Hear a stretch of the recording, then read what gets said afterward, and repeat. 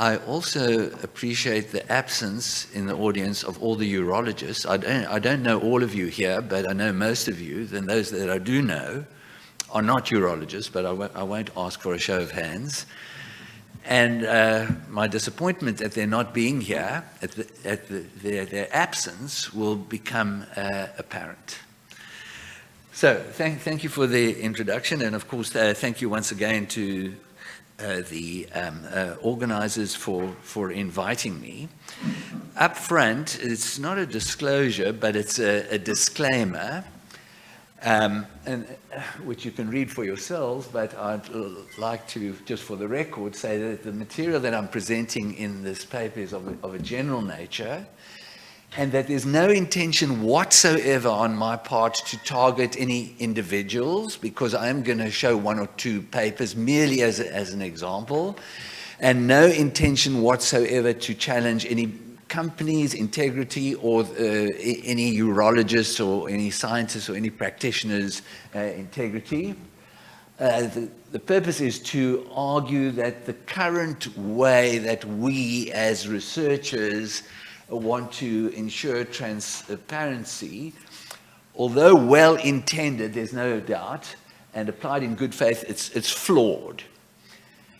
And the opinions and comments and conclusions are presented here and done so in my private capacity.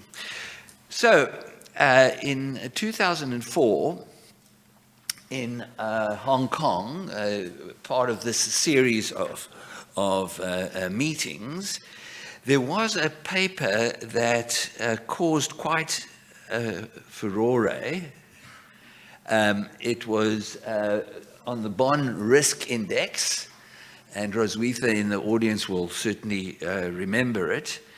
And the reason why it caused some upset is that the young individual who presented this as a research paper kind of promoted, to some extent, I think through innocence, the benefits of the piece of equipment, and it turned out that he had a relationship with the company. He was part and parcel of the company that was making this, and there's the details of the actual paper. I've disguised the name of the individuals concerned. And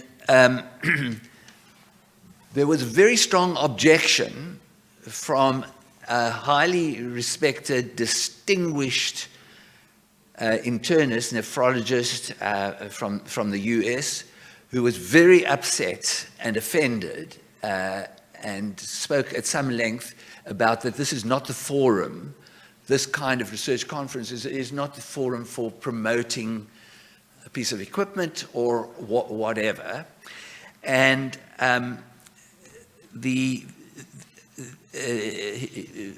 this happened, of course, and the feeling, my own feeling at the time, was, wow, he really laid into this speaker. And yes, in principle, he's right. He had a point. But hey, this goes on all the time, all the time. Here, 20 years later, here I ask you, how does this differ from a paper that was presented yesterday? And again, I know the individuals involved. There's no question whatsoever that I am challenging their integrity. I'm just saying the system is such that here there was this product or series of products that was presented yesterday, and the only difference is that it was a sponsored session, which I think is an important difference. But nevertheless, does it worry me? Yes, in the context of what we're discussing now. And why? Well, because the possible affiliations of the authors with the company that's promoting this are established, And I'm just a little uneasy, if I were a potential buyer of this, that this is not an independent presentation. Sure, it's in a sponsored session. So my question is that there are many examples at this meeting happening right now next door, where all the urologists are. And so I ask myself, how are concerns of this type, in other words, promoting instruments or pharmaceuticals by scientists who have affiliations with such companies, and the way it's done, the way we as a community deal with it is that the authors of articles are, speakers and conferences are required to disclose conflicts of interest. So here, for example, I apologize. I don't think that the screen in front of me is in sync. Has the right-hand side been visible to you? Yes, it has. I hope so. That's what I was talking about. So let's take a look at journals. So all the journals require authors to disclose conflicts of interest or potential conflicts of interest.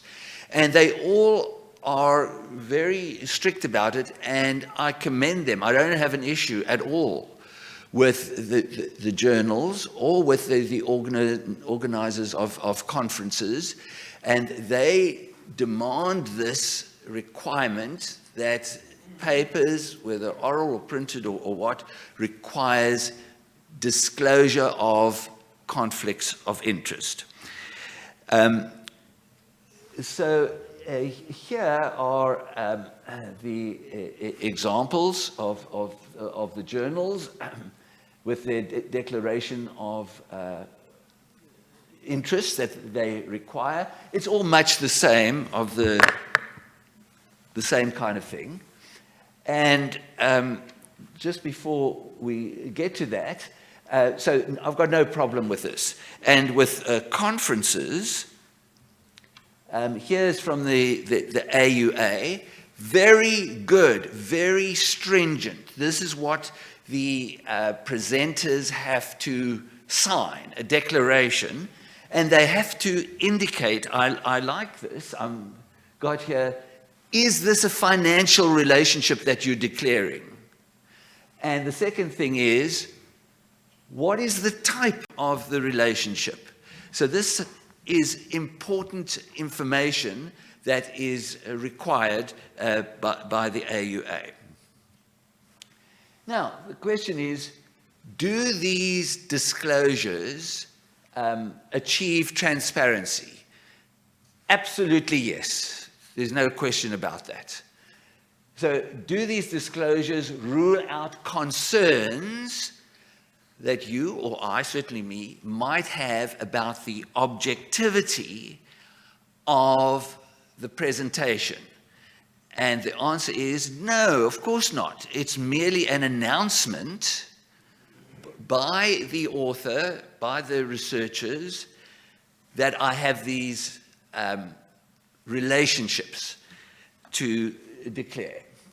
And so the heart of my presentation now is that there exists a misinformed and incorrect perception that declaring a conflict of interest somehow validates a study as being objective and unbiased. It does not do that. It does nothing about ensuring that. So the AUA and the research journals are to be commended for their commitment to transparency. However, let's just stay with this a moment.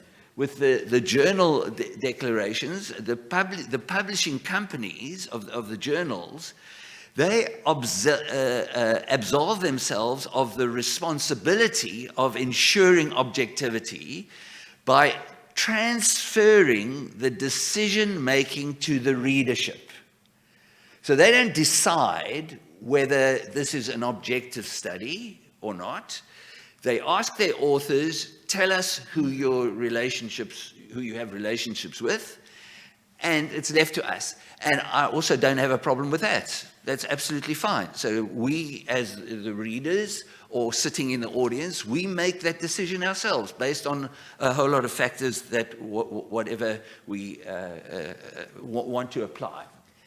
Now, about the AUA, I am very impressed with the way they require their presenters and authors to declare in detail. But ironically, the declaration of the details of financial relationships with industry actually exacerbates my concerns about objectivity. In fact, when I sit, as we have done, next door right now, and you have a urologist talking either directly or indirectly about this machine, and the name is there, and maybe they don't overtly say anything about it, and the merits of this analysis and so on, and know that there is and the speaker up front, first slide, I declare I have the following disclosures, and A, B, C, D, E, F, sometimes 5, sometimes 6, sometimes more relationships. That's where my problem is. So don't get me wrong, is there a disclosure paradox here, damned if you do and damned if you don't? I'm not saying that, I'm pointing it out to you. No, there isn't a paradox here. Disclosures must be made.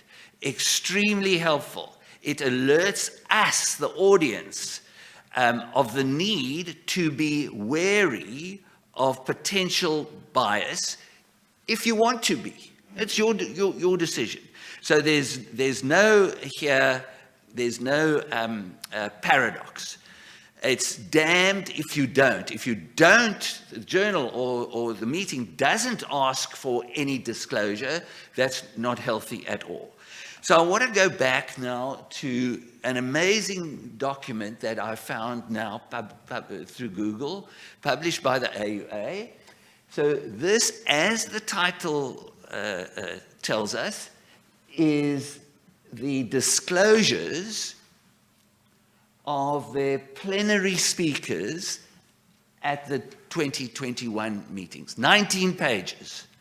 Amazing. And if you look carefully, I'm going to highlight now, there's the name of the company, and there's the role that you are disclosing, and whether it was financial or not.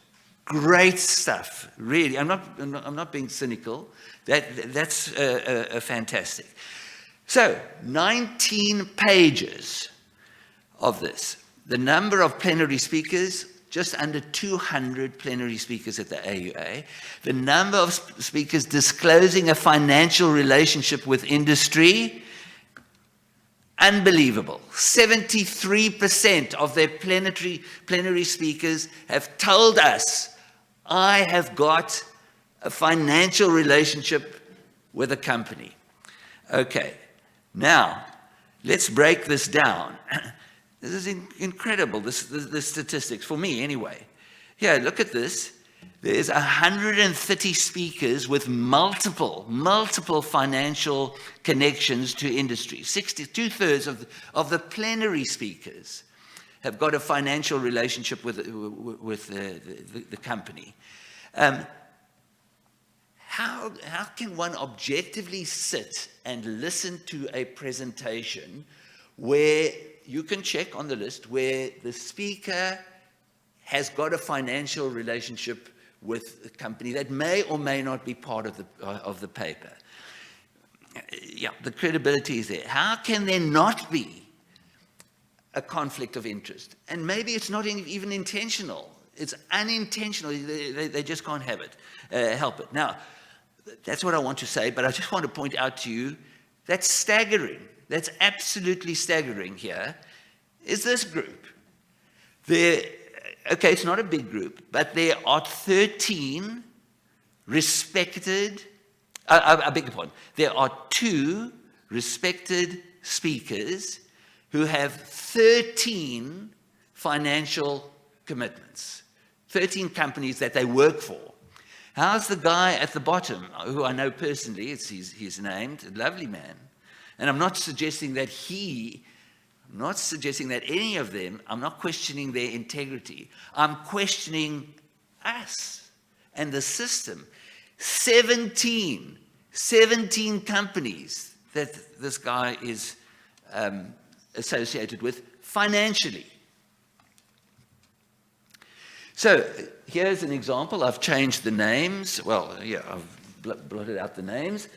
The actual title of the paper, etc., it's in the Journal of Pediatric Urology. It happens to be. This is a typical example. Anyway, that is irrelevant. And they declare here, they tell us they have conflicts of interest. They tell us that. Not the details. And here are my comments. The authors have met their obligation to the journal by disclosing their association and affiliations. The journal has met its obligation to the readership. So what's the problem? I've already told you what the problem is. The disclosures do not guarantee objectivity. The possibility exists that unintentional bias might have played a role. Well, you can't argue that. Sorry, Alberto. Please shorten it a little bit. Very interesting, but the time. No, okay. I'm not suggesting any integrity issues.